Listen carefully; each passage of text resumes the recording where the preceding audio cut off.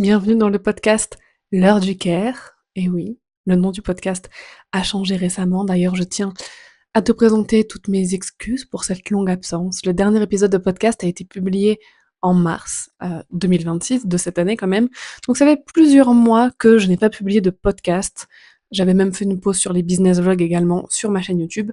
Mais le podcast revient enfin. J'ai eu une période extrêmement intense et j'ai dû faire passer d'autres choses en priorité dans mon business que les épisodes de podcast et j'en ai été la première désolée parce que Dieu seul sait à quel point j'aime créer du contenu audio, créer des podcasts et des podcasts qui sont aussi maintenant sous le format vidéo. Donc si tu consommes ce contenu via YouTube, tu me vois actuellement à ton écran, même si en vrai t'as pas forcément besoin de me regarder pendant que je parle, donc tu peux tout à fait faire autre chose, mais tu peux également m'écouter sur les plateformes d'écoute de podcasts, que ce soit Apple Podcast, Spotify, Deezer, Google Podcast, que sais-je encore.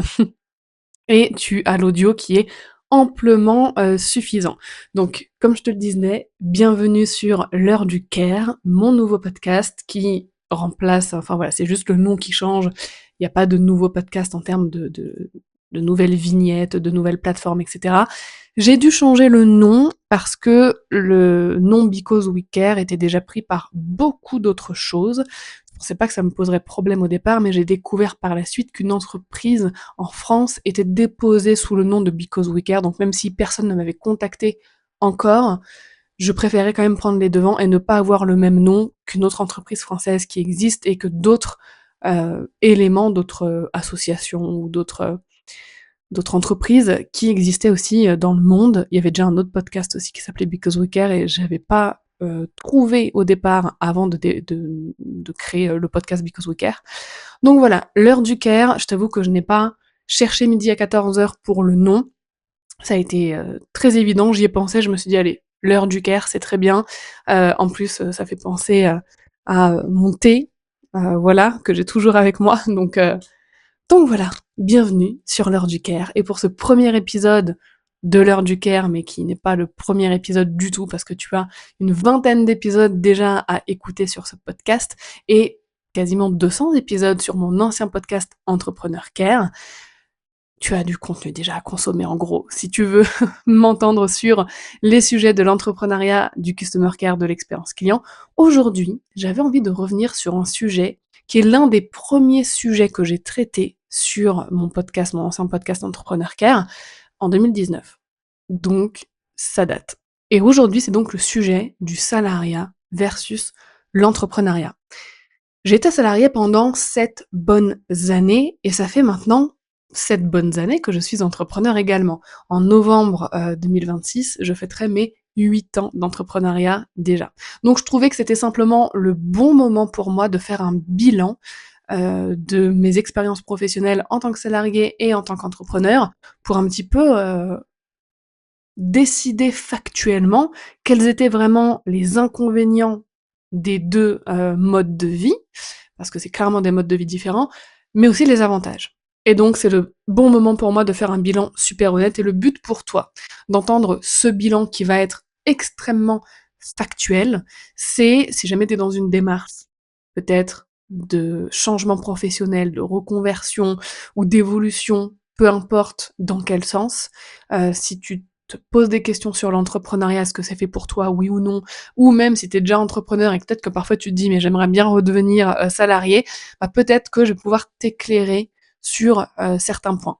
Mais avant de commencer, j'ai besoin de redéfinir un petit peu c'est quoi l'entrepreneuriat. Parce qu'il y a un truc que je ne supporte pas dans le milieu entrepreneurial, ce sont les entrepreneurs qui vont rabaisser, qui vont critiquer ou même cracher sur les salariés, le statut de salariat, comme si être salarié, c'était c'était l'horreur, c'était pour les losers, c'était pour la populace, tu vois ce que je veux dire? Ce n'est absolument pas ma façon de penser, donc je voulais déjà bien éclaircir ça avant de commencer.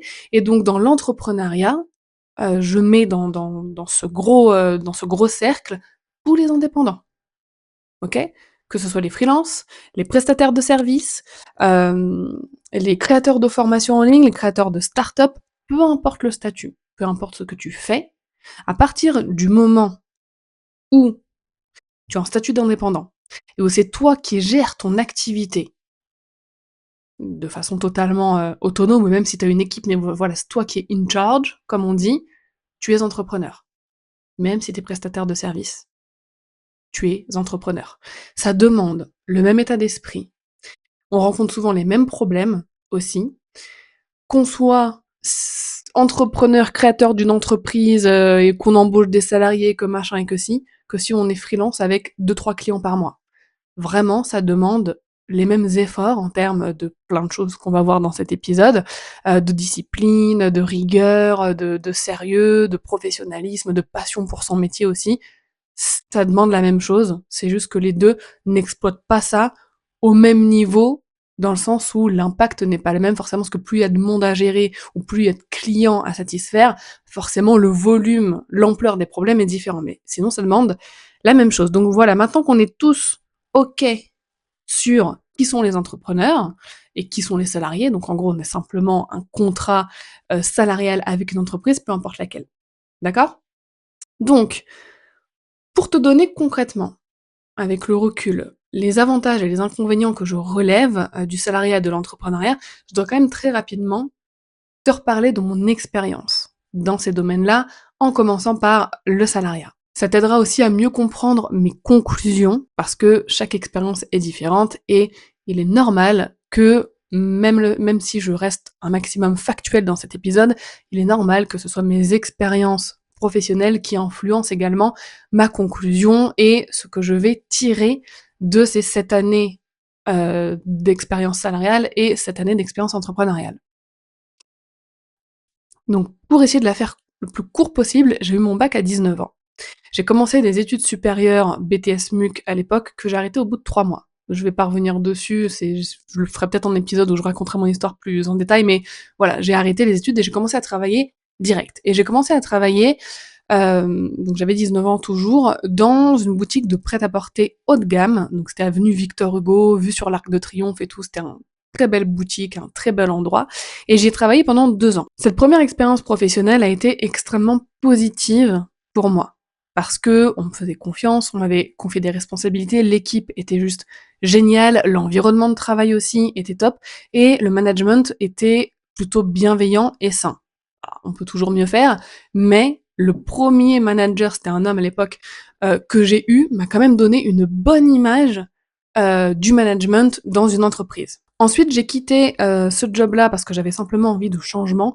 Et à ce moment-là, j'ai enchaîné plein de petits boulots, toujours dans le prêt-à-porter haut de gamme de marques françaises, et même une marque, grande marque quand même de luxe, de maroquinerie, française toujours. Mais chacun de ces jobs n'ont pas duré plus de 3 mois chacun. Ces expériences-là étaient beaucoup moins cool pour moi, notamment parce que j'ai pu y expérimenter le management toxique dans l'une de ces entreprises. Et justement, dans l'une de ces entreprises dans laquelle j'ai eu la plus longue expérience, je crois, dans cette période, on m'a vraiment fait sentir que j'étais pas de ce milieu. Genre vraiment, la manager, l'équipe, ça allait, franchement, rien à dire. Mais la manager, vraiment le genre de manager très rabaissante, très toxique. Alors oui, effectivement, je suis née dans le 19e arrondissement de Paris, dans une cité. J'avais aucun produit de luxe sur moi, je m'habillais, enfin voilà, ma mère m'a élevée seule. On n'a jamais eu énormément de moyens, donc ça pouvait se voir, je pense, sur mes vêtements, que je m'habillais pas chez Louis Vuitton, quoi. Logique. Et je pense que le fait que j'ai eu des expériences professionnelles et que j'avais quand même un bon CV dans des belles maisons avec l'environnement dans lequel je venais, ça a dû énormément la déranger. En plus, en termes de physique, je ne rentrais pas dans les standards parce que j'ai toujours, voilà, j'avais pas la taille mannequin, quoi. J'ai jamais eu la taille mannequin. Et dans une boutique de luxe, on peut dire ce qu'on veut, mais c'est quand même mal vu. En tout cas, à l'époque, ça l'était. Et je vais vous raconter une anecdote juste pour vous dire à quel point ce management était toxique. Moi, j'ai toujours été quelqu'un de proactif. Je suis quelqu'un de très professionnel et j'ai une conscience professionnelle euh, énorme. Vraiment, et ça, c'est un truc qu'on m'a toujours, quand les managers étaient bienveillants, on m'a toujours félicité pour ça, du fait que j'attendais pas qu'on me dise quoi faire pour faire ce qu'il y avait à faire. J'étais proactive et cetera. En plus, je déteste m'ennuyer, au boulot, quand j'ai un boulot de salarié et qu'il y avait rien à faire, qu'on était dans une boutique et qu'on attendait les clients, mais c'était juste l'horreur pour moi. J'étais obligée de trouver quelque chose à faire. Un jour, je range les tiroirs, donc il y avait en surface de vente, il y avait des tiroirs pour les stocks, donc pour des stocks de petites maroquineries. Et donc je me mets naturellement à ranger et à réorganiser les stocks bien correctement, classés comme il fallait et tout, parce que de toute façon il n'y avait pas de clients à ce moment-là de la journée, et que voilà, ça facilite le travail quand il y a beaucoup de clients d'un coup, qu'on a un moment de rush, quand on a besoin d'aller prendre un produit dans les tiroirs, ça facilite. Bref, c'est un truc qu'on faisait régulièrement dans tous les cas, donc je me mets à le faire. Je termine de le faire, il y avait des caméras en plus, donc je suis sûre qu'elle m'avait vu dans la caméra. Je termine de le faire, la manager arrive sur la surface de vente et me dit: «Dorian, j'aimerais que tu ranges les tiroirs, des stocks pour, voilà, tout réorganiser comme on t'avait montré et cetera». Et là, je lui dis: «Ah bah, ça tombe bien, je viens de terminer de le faire». Alors je viens littéralement de passer 1 heure, à faire ça, ça y est, j'ai terminé. Et elle me dit, mot pour mot: «En fait, tu ne discutes pas, tu fais ce que je te demande». Voilà. Et je suis restée un peu en mode, et puis, bah, je l'ai pas refait. Clairement, je l'ai pas refait, faut pas se foutre de ma gueule. Ils m'ont pas gardée après la période d'essai. Je pense que voilà, je pense que je devais pas fitter. Je suis pas un petit toutou comme ça, voilà. Et ce truc d'être proactif, c'est quelque chose qui, au contraire, dans l'ancien job que j'avais eu, qui avait plu et qui avait fait en sorte qu'on m'avait donné facilement des responsabilités, même des grosses responsabilités, comme un petit peu financières, gérer la caisse, aller remettre l'argent à la banque, etc. Je veux dire, c'est pas des choses qu'on donne à tout le monde. Bref. Après cette période d'essai, donc achevée, voilà, ça a été une très mauvaise expérience, ce job-là. Je reste quelques mois sans travailler, je passe plusieurs entretiens, toujours dans le milieu de la mode, et cetera, mais j'ai le sentiment que ce milieu ne me convient plus. Donc, je postule à une annonce que je trouve sur internet. Une boutique Lush cherche des conseillers de vente dans Paris. Je postule, on me contacte pour un entretien, j'y vais, je suis prise, et donc je travaille en boutique Lush, conseillère de vente aussi, pendant 1 an et demi à peu près. Dans cette expérience en boutique chez Lush, ça se passait vraiment extrêmement bien. J'ai eu plusieurs managers. À un moment donné, il y a eu plusieurs managers qui se sont succédés. La première qui était excellente, mais qui était sur le point de partir dans tous les cas. La deuxième qui a été une manager toxique aussi, très toxique, qui est même accusée de vol à un moment donné. C'était fort, bien évidemment c'était faux. Et une autre manager dans laquelle à qui j'ai terminé de travailler dans cette boutique, qui était pareil, juste un amour. Donc voilà. Et j'ai postulé donc pour aller au siège et pour être assistante customer care à ce moment-là. Pareil, je passe au siège et là c'est la révélation, quoi. Je découvre des équipes hyper bienveillantes, un manager, une manager qui sont vraiment des amours aussi, qui veulent vraiment le bien pour leurs équipes, qui nous font évoluer. Si on fait une erreur, bah voilà, ils vont prendre le temps de nous réexpliquer, etc. Enfin vraiment une excellente expérience salariale.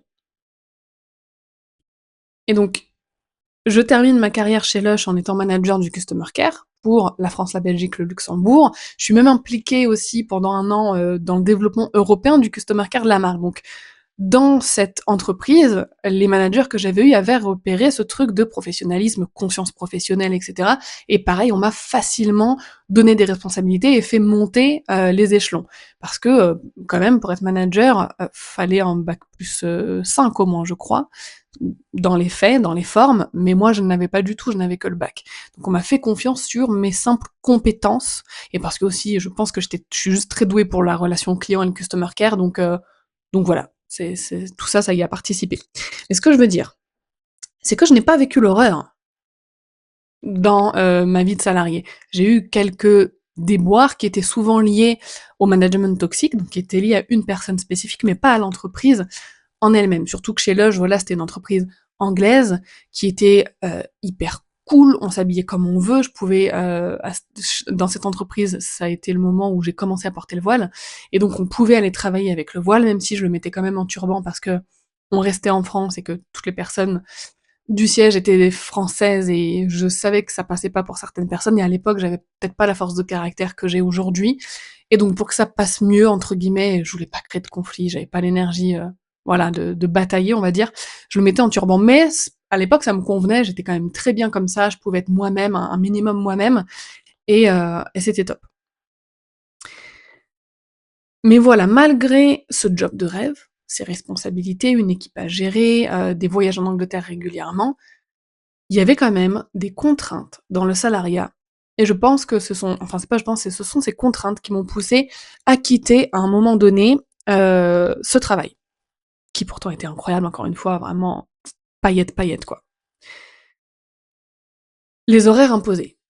Alors tu vas me dire: «C'est normal, quasiment tous les salariés ont des horaires imposés», mais au bout d'un moment, au bout de 7 ans de salariat, ça ne me convenait plus personnellement. J'avais des projets de devenir maman, et je ne me voyais pas, je voyais des collègues qui étaient mamans, et en fait, je me suis dit: «Je veux pas leur vie». Genre, j'avais une collègue qui se levait à 5 heures tous les matins, pour pouvoir se préparer, à réveiller ses enfants à 6 heures, pour s'en occuper, pour les préparer, pour les déposer à 7 heures chez la nounou, pour ensuite choper le RER, avant 8 heures pour pouvoir arriver avant 9 heures au bureau. Enfin, le soir, elle rentrait, pareil, elle récupérait les enfants, je sais pas, vers 18 heures à la nounou, le temps de rentrer chez elle, de faire à manger. En fait, elle ne profitait pas, la semaine en tout cas, de ses enfants, et je m'étais dit: «Je sais pas comment je pourrais concilier ma vie de salarié, surtout avec les déplacements que j'avais en tant que manager, et cetera. Je sais pas comment je vais pouvoir concilier ça». Donc les horaires imposés. Le trajet, j'habitais en région parisienne à l'époque, j'habitais, en banlieue, proche de banlieue, mais banlieue quand même, et donc tous les jours devoir prendre le RER, le métro, je me mettais littéralement en danger. Je vais pas te détailler les choses ici, mais je me suis fait agresser plusieurs fois, voler mon téléphone, agresser verbalement, embêter aussi, hein, quand on est une femme dans le métro, voilà. Enfin vraiment tous les jours, faire ces trajets-là pour aller au boulot, je me sentais littéralement en insécurité 2 fois par jour pendant plus d'1 heure. C'était juste pas possible, et sans parler de la perte de temps que je ressentais à devoir faire plus d'1 heure de trajet matin, plus d'1 heure de trajet le soir. Suffit qu'il y ait des problèmes de train, qu'il fasse chaud, que ce soit la canicule, il y a pas de clim dans les trains, enfin vraiment, voilà, les trajets, ça a été aussi, je n'en pouvais plus. Vraiment les horaires, les trajets, comme je disais, malgré la boîte très ouverte où je m'habillais quand même comme je voulais, j'étais pas non plus assez à l'aise pour porter, voilà, le hijab comme je le porte dans ma vie, de tous les jours, quoi. Il y avait aussi le fait que on ne choisit pas ses collègues, et donc j'avais de super collègues dans cette boîte, mais il y en avait d'autres où vraiment ça a clashé, c'était juste pas possible, en fait. Il y avait des comportements, des trucs, voilà, j'ai eu des j'ai pas été bully, mais presque, vraiment presque. Donc voilà.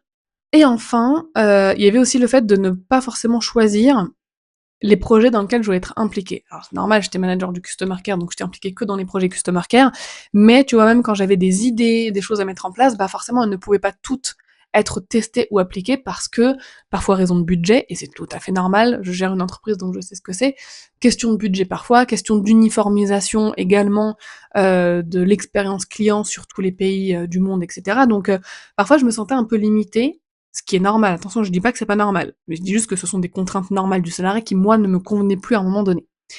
Et enfin, je sais que ça aussi c'est des choses qui me saoulaient, c'était de pas pouvoir obtenir les bonus ou des augmentations, ou des choses comme ça pour mon équipe. Et en fait, ce rôle-là un petit peu d'entre-deux, d'être entre la direction et entre l'équipe, de vouloir des superbes choses, des avantages pour son équipe, et de pas pouvoir leur donner parce qu'au-dessus on me les accordait pas, bah, c'est frustrant. Ça met dans une position compliquée.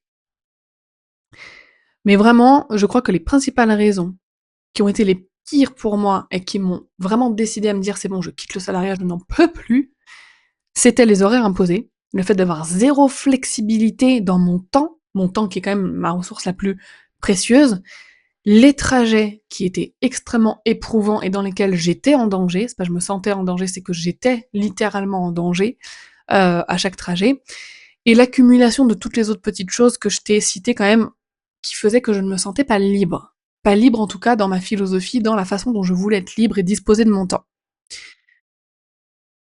Avec le recul, et même à l'époque, je le savais, il y a des avantages qui sont quand même considérables, dans le salariat, que j'ai quand même envie de mentionner là, parce que même si j'ai quitté le salariat pour ces raisons, clairement, si je suis restée aussi longtemps, c'était aussi pour ces avantages.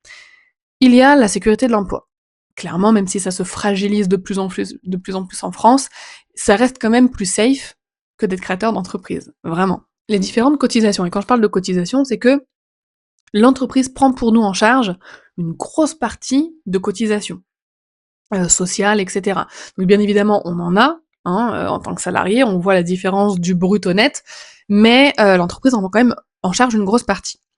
Les avantages salariales selon les entreprises, ça peut être les tickets restaurants, les tickets cinéma, le comité d'entreprise, les réductions sur les vacances, la mutuelle, etc.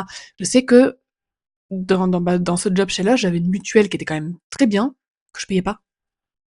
Je ne la payais pas, c'était l'entreprise qui l'a payée pour moi. Je trouve que c'est juste magnifique. Enfin vraiment, c'est des avantages cumulés qui apportent un certain confort en fait, voilà, pas négligeable. Après, encore une fois, ça dépend des entreprises. Le fait de pas être seul, ça encore, je le dis avec le recul de l'entrepreneuriat, parce qu'à l'époque, je voulais être seule. Je me souviens, j'en avais marre d'avoir des collègues que j'avais pas choisis, mais avec le recul, parfois, quand on est entrepreneur, on peut se sentir très seul. Donc le fait de pas être seul, de quand même être entouré, de bosser en équipe, c'est hyper stimulant. Je trouve que le cerveau collectif, c'est vraiment génial. C'est pour ça que j'ai très vite constitué une équipe quand je me suis lancée dans l'entrepreneuriat aussi, parce que je trouve que c'est extrêmement puissant, surtout quand on tombe sur les bonnes personnes. Je trouve que n'importe quel métier peut devenir incroyable. Vraiment, les gens avec qui on travaille participent à 80% du bonheur qu'on ressent au travail. Je suis persuadée de ça. Ensuite, la confiance qu'on peut avoir en nous et la gratification qu'on a quand on a de bons résultats, de l'impact, quand on a des managers bienveillants, c'est quelque chose, voilà, même que ce soit pour l'ego, que ce soit pour le sentiment de reconnaissance, c'est quand même des éléments qui sont très importants. Être valorisé pour ce qu'on apporte à l'entreprise, ça c'est génial, parce que dans l'entrepreneuriat, faut que ce soit nous qui le fassions, il y a personne qui va nous dire bravo. Voilà, et donc le fait de se sentir utile et de voir les résultats de notre travail à grande échelle. Parce que quand on bosse pour des grandes entreprises, très souvent notre travail ou notre travail d'équipe, on voit des résultats à grande échelle. Surtout moi dans le customer care, où on impactait directement les humains. Dès qu'on mettait une nouvelle chose en place, on avait directement les retours des clients de ça. Et donc c'était magnifique. Maintenant que j'ai parlé des inconvénients et avantages du salariat, j'aimerais qu'on parle un petit peu de l'entrepreneuriat. Donc, pareil, j'essaie de passer très rapidement. Je me lance en 2018 comme Customer Care Manager freelance, donc pendant 1 an. Il faut savoir que j'ai quasiment toujours entrepris en étant maman, parce que je me lance donc fin 2018, et fin 2019, ma première fille arrive. Donc j'ai littéralement été entrepreneur que 1 an, sans enfant, et encore la moitié de cette année-là, même plus, j'étais enceinte. Donc, je me lance en tant que freelance. Au bout d'1 an, j'accouche de ma première fille et je commence à faire de la formation en ligne et à ne plus faire de la prestation. Pour plein de raisons, je reviendrai dans un autre épisode, mais en gros voilà, j'évolue dans mon modèle, dans mon business model, je fais de la formation, je crée des petits produits digitaux, je crée des formations, des accompagnements aussi. En 2021, je crée une autre formation pour former des professionnels du customer care. Et pendant toutes ces expériences, il y a des hauts, il y a des bas. Et il y a des hauts pendant la première partie de mon expérience entrepreneuriale, je dirais jusqu'en 2024, jusqu'à ce que ma deuxième fille arrive. Mon entreprise, c'était vraiment en évolution constante, euh, quasiment pas de problème, vraiment tout est beau, tout est super. 2024, ça commence à faire comme ça. Je le dis en toute honnêteté, hein, moi franchement j'ai pas de honte, hein. Ça arrive à tous les entrepreneurs, la plupart n'en parlent pas parce que c'est quand même compliqué, hein, c'est quand même pas sympa à admettre. Mais voilà, ma deuxième fille arrive, j'ai des problèmes de santé pendant mon postpartum, des problèmes de sommeil, des gros problèmes de sommeil. Ma fille pendant 1 an ne dormait pas plus de 20 minutes d'affilée, le jour comme la nuit. Donc voilà, je dormais 3-4 heures par nuit, mais c'était 3-4 heures par tranche de 15 minutes. Donc j'ai commencé à avoir des problèmes neurologiques. Mon médecin, voilà, ça a été des choses qui ont été vues avec des médecins. Perte de mémoire, grosse perte de mémoire, des problèmes de concentration, je n'arrivais plus à travailler. Vraiment, c'était au-dessus de mes capacités intellectuelles. J'avais perdu mon cerveau, j'avais perdu mes capacités intellectuelles. Et ces problèmes de santé-là, que j'ai pu récupérer depuis, hein, ça fait 1 an que j'ai une hygiène de vie drastique pour récupérer, voilà, je dirais que j'ai récupéré 80% de mon cerveau quand même. Depuis, heureusement, ma fille s'est mise à dormir autour de ces 1 an. Voilà. Mais bref, et pendant cette période où moi je n'allais pas bien, c'était la période pendant laquelle mon business avait le plus besoin de moi parce que le marché a changé à ce moment-là. Je reviendrai dessus dans un autre épisode aussi, mais en gros le marché de la formation en ligne a totalement changé et je n'étais pas là pour adapter mon entreprise et pour adapter mon business à ces changements au moment où il le fallait. Ça a eu de grosses conséquences sur mon business, des conséquences que je suis en train de réparer. Là, depuis que j'ai repris mon business en main depuis plusieurs mois, mon travail ne consiste qu'à réparer les dégâts causés pendant l'année 2024-2025, pendant que j'étais malade, et que le marché changeait, et que je ne pouvais pas, ni physiquement, ni mentalement, être plus présente que 1 ou 2 heures par jour pour mon business. Vraiment, je gérais l'urgence, je gérais mon équipe. Heureusement que j'avais une équipe qui a géré pendant ce temps-là. Mais voilà, quand tu continues à payer une équipe mais que le chiffre d'affaires diminue, au bout d'un moment, il y a un petit problème de trésorerie quand même. Donc, avec cette expérience que je t'ai résumée au maximum pour pas que l'épisode dure 1 heure, avec ce recul-là, avec les hauts et les bas que j'ai traversés, voici les inconvénients de l'entrepreneuriat. Et encore une fois, n'oublions pas que ça concerne tous les indépendants, ce que je vais dire là. On doit cultiver une grande discipline. Ok ? C'est nous-mêmes qui devons nous l'imposer, qui devons nous imposer un cadre, des limites, un mode de travail sain pour nous, pour notre santé mentale, notre santé physique. Ça demande de la persévérance. Vraiment, le mot persévérance. J'en ai compris le sens vraiment que depuis que je suis entrepreneur. Ah, ouais. Donc ça, c'est pas quand même quelque chose qui est facile à faire naturellement. Quand on a été habitué à être salarié, à avoir un cadre, à avoir un manager qui nous dit tel jour, faut faire ça, tel jour, réunion, tel objectif, pour dans 3 mois, tu dois faire ça, ça, ça. En fait, on est déchargé mentalement, entre guillemets, d'une grosse partie de cette discipline et de ce cadre. Ok, ça peut être compliqué, surtout dans les débuts de l'entrepreneuriat, quand on doit faire ça nous-mêmes. L'insécurité financière. Alors même s'il y a des techniques d'optimisation, on peut souscrire à des mutuelles où il y a de la compensation de salaire si on a des problèmes, etc. Mais ça fait encore plus de trucs à payer, hein, ça rejoint un peu l'insécurité financière parce qu'on doit payer beaucoup de choses nous-mêmes. Bah voilà, ça reste quand même, voilà, si le business va pas et qu'il n'y a pas d'argent qui rentre, au bout d'un moment on peut plus se payer, au bout d'un moment on peut plus payer l'équipe. L'insécurité financière, elle est là, faut le dire, c'est un fait. La solitude. Même si on a une équipe, et on travaille souvent beaucoup à distance quand on est entrepreneur, solopreneur, même si on peut aller dans des coworking, c'est pas pareil qu'avoir une équipe, des gens qu'on voit tous les jours, avec qui on crée de vrais liens, etc. Même si j'ai créé de vrais liens maintenant, il y a des personnes dans mon équipe, ça fait 8 ans qu'on bosse ensemble, elles sont là depuis le début. D'ailleurs, tu vois un petit bouquet de pivoine derrière, c'est Laetitia. Je crois que dans mon équipe aujourd'hui, c'est la plus ancienne. Je crois qu'elle est arrivée, ouais, en 2020, quand j'ai commencé à lancer ma première formation en ligne. Donc c'est la personne la plus ancienne, et elle m'a envoyé un petit bouquet de fleurs pour mon anniversaire. Pivoine en plus, merci. Donc je l'ai mis en fond, là, pour les vidéos. Ça fait trop bien. Donc voilà, même s'il y a des liens qui se créent, bien évidemment, on se voit quoi, 1 fois par an. Donc c'est pas pareil. Moi, c'est le côté humain, voilà, je suis dans le customer care, le côté humain me manque un peu. Même si je compense en allant parfois bosser avec des copines dans des cafés, ce genre de choses, c'est pas pareil. Ensuite, avoir une entreprise, qu'on soit freelance encore une fois, qu'on soit prestataire de services, qu'on soit créateur de formation, c'est un travail considérable, vraiment. Peu d'entrepreneurs bossent moins que quand ils étaient salariés. Le salariat, en général, c'est 35 heures par semaine, sauf dans certains secteurs où on monte jusqu'à 40 heures. Je connais beaucoup d'entrepreneurs, leur norme, c'est 60 heures par semaine. Alors, pas moi, parce que j'ai des enfants. Merci mes filles, parce que je pense que si je n'en avais pas, je bosserais de 8 heures à 20 heures tous les jours. Easy. Tellement j'aime bosser en plus. Donc, et c'était ce que je faisais avant d'avoir ma première fille, hein. Ma première année, je bossais énormément, je faisais que ça. Donc merci mes filles de réguler ça. Moi là, en ce moment, je dois être à 20 heures, 25 heures de travail maximum par semaine. Parce que ma petite, elle a 2 ans, je la fais garder que 3 jours par semaine. Je bosse parfois pendant les siestes, ou mon mari a des horaires de travail complètement décalés, donc parfois il est là en semaine, la journée, donc c'est lui qui va gérer la petite pendant que moi je travaille, etc. Donc j'arrive à trouver du temps en plus, mais sinon c'est 3 jours par semaine. Hors vacances scolaires. Pendant les vacances scolaires, c'est moins. Donc, mais en vrai, on travaille quand même beaucoup. C'est très intense. Ah oui, et le truc que je rajoute aussi, c'est que quand on est salarié, souvent on a une tâche, une mission bien précise. On est là pour un rôle particulier. Quand on est entrepreneur, on fait tout.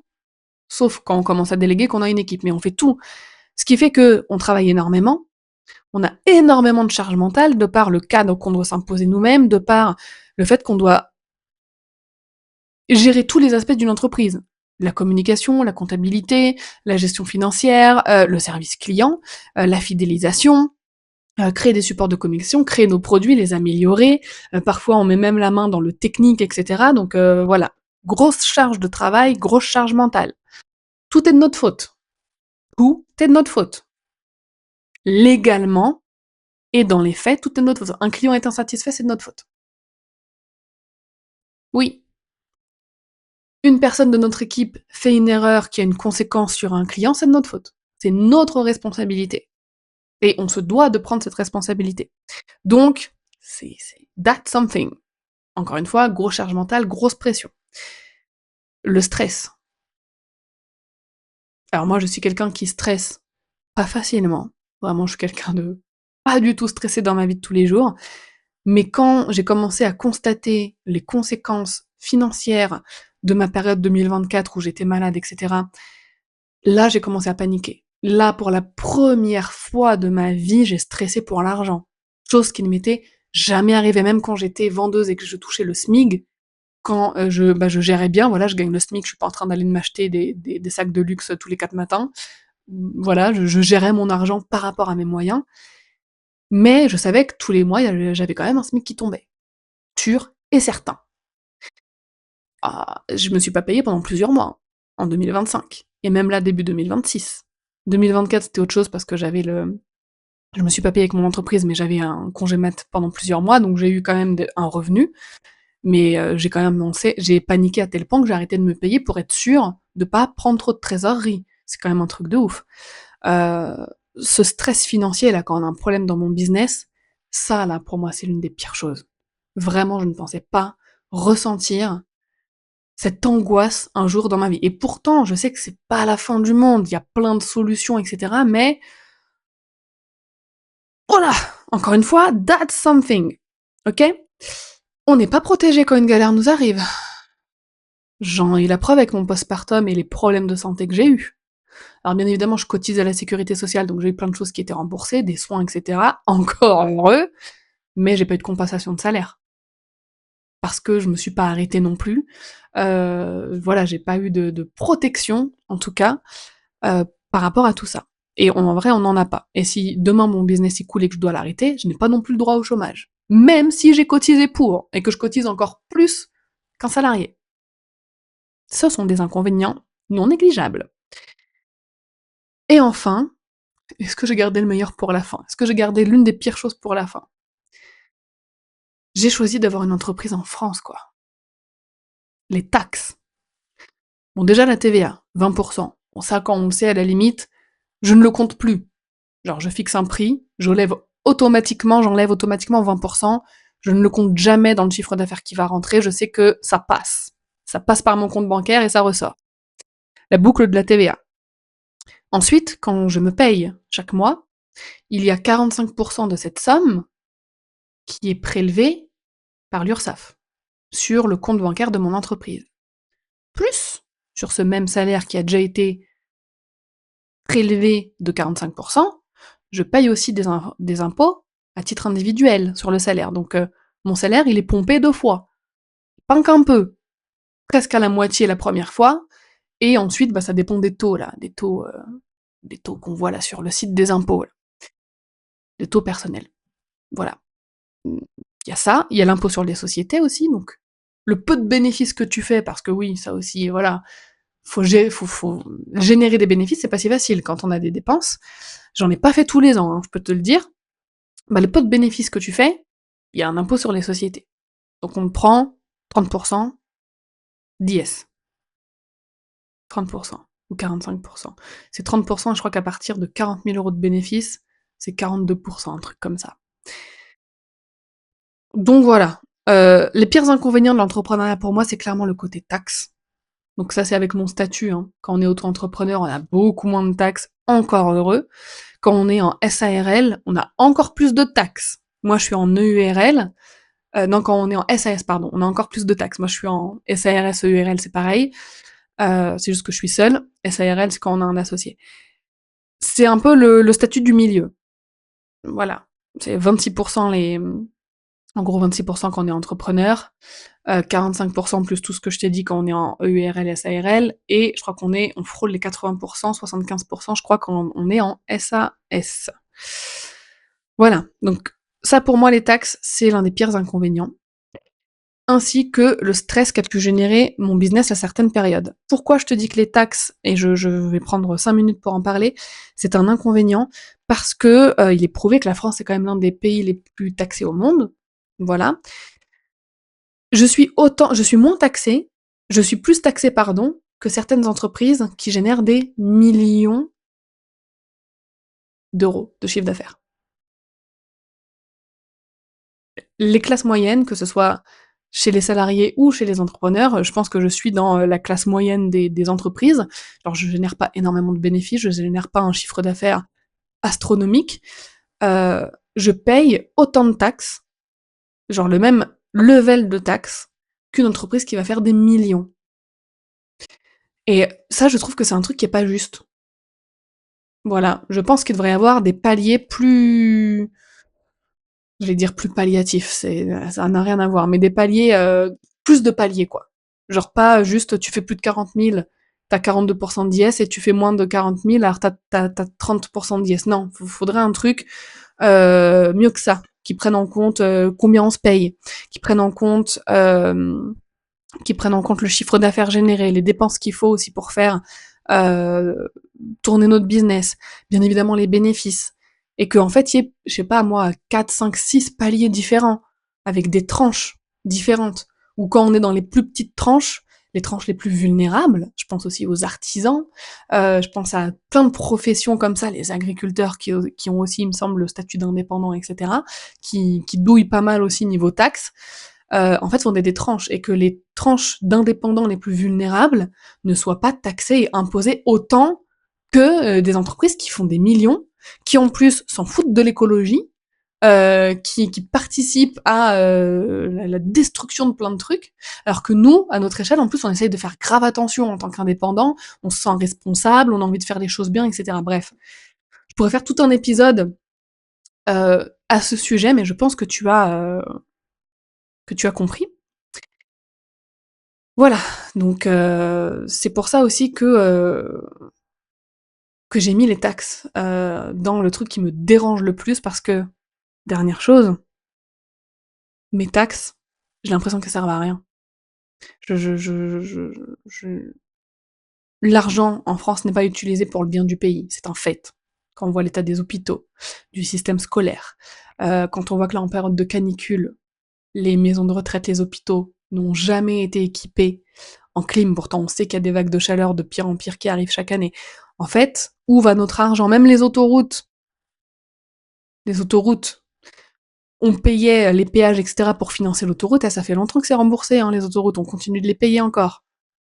Bref, il y a plein de trucs qui ne vont pas en France, et si mes impôts ils étaient utilisés, qu'il y avait assez de médecins partout, que le système de santé était nickel, que les hôpitaux étaient nickel, que les écoles, pareil, étaient bien équipées, enfin voilà.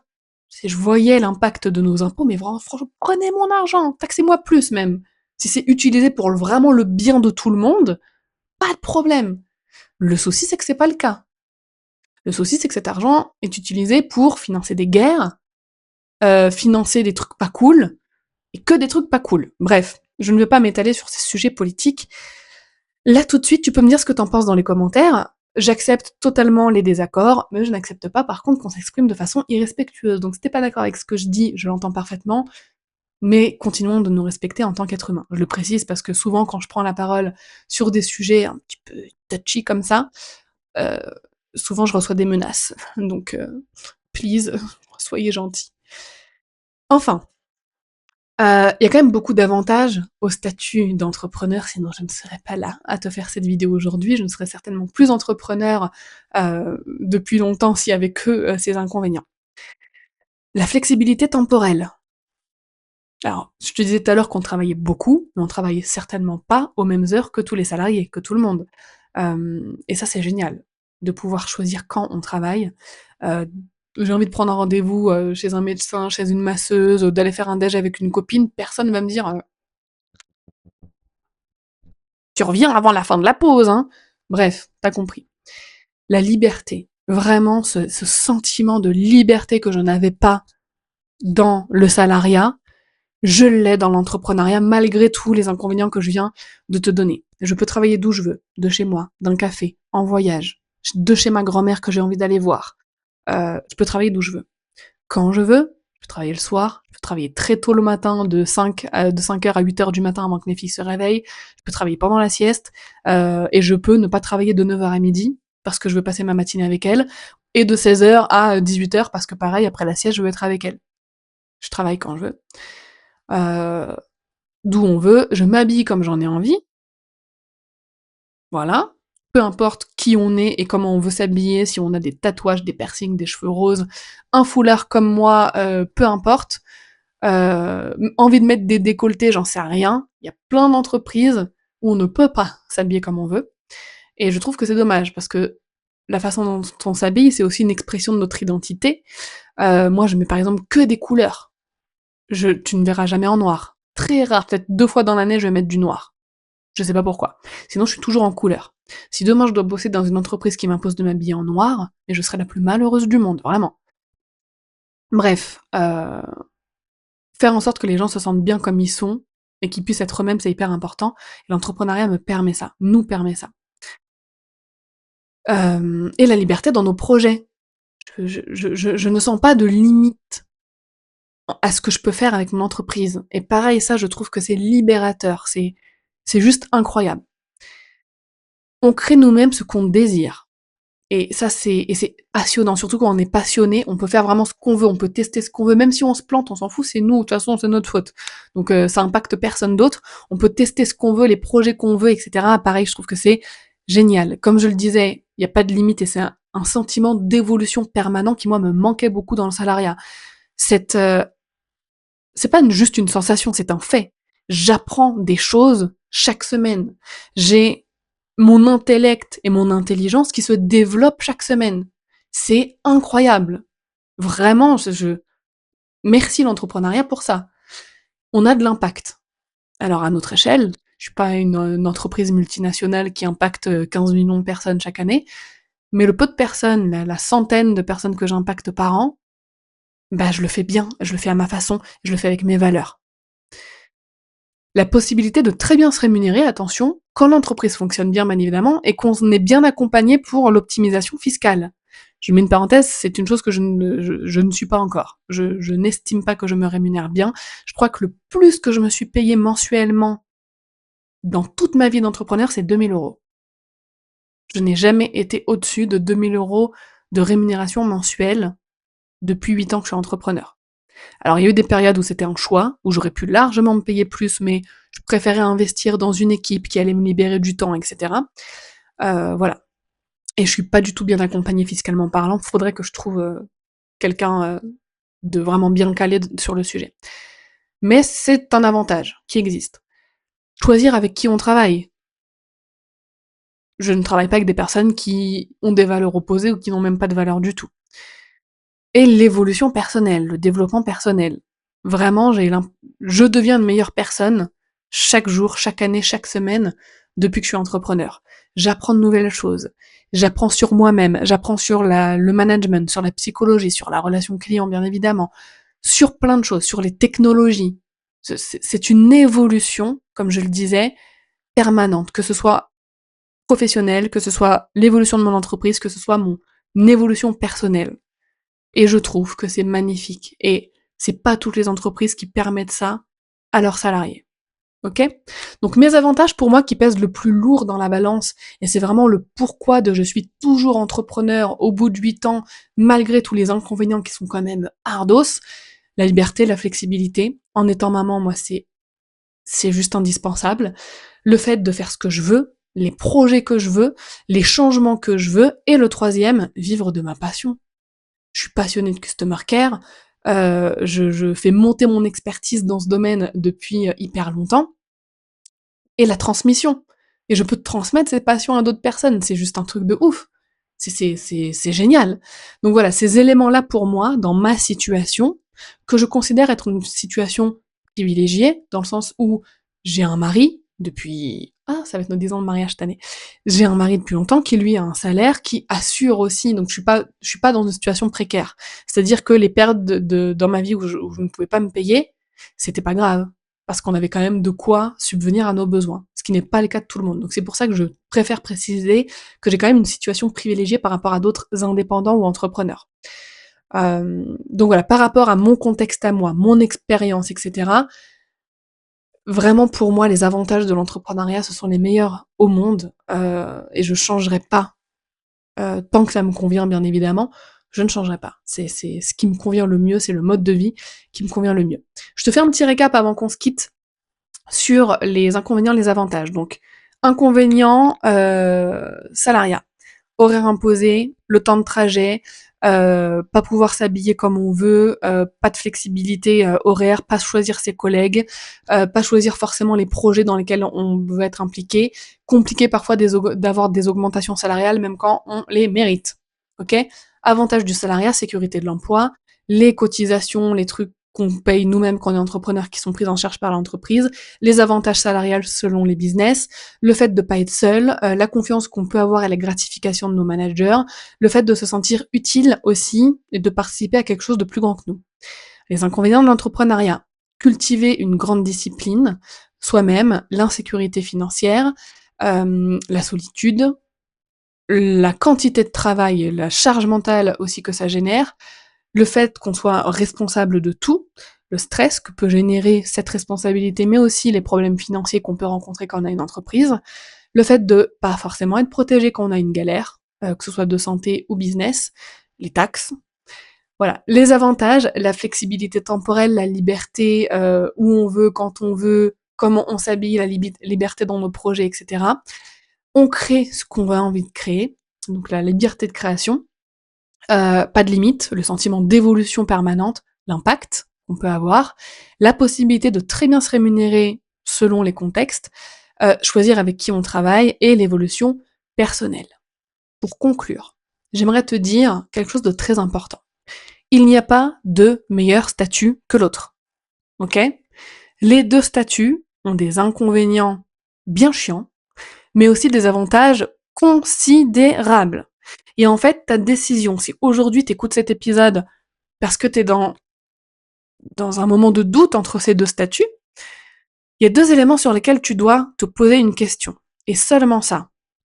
Quels avantages désires-tu au point d'accepter les inconvénients et les problèmes qui vont avec? Je répète une dernière fois, c'est très important. Quels avantages désires-tu? Quels avantages désires-tu au point d'accepter sans problème les inconvénients qui vont avec ces avantages? Parce qu'aucun statut n'est parfait. Encore une fois, tu dois juste être OK avec les contraintes que tu acceptes, car les avantages pour toi en valent la peine. OK?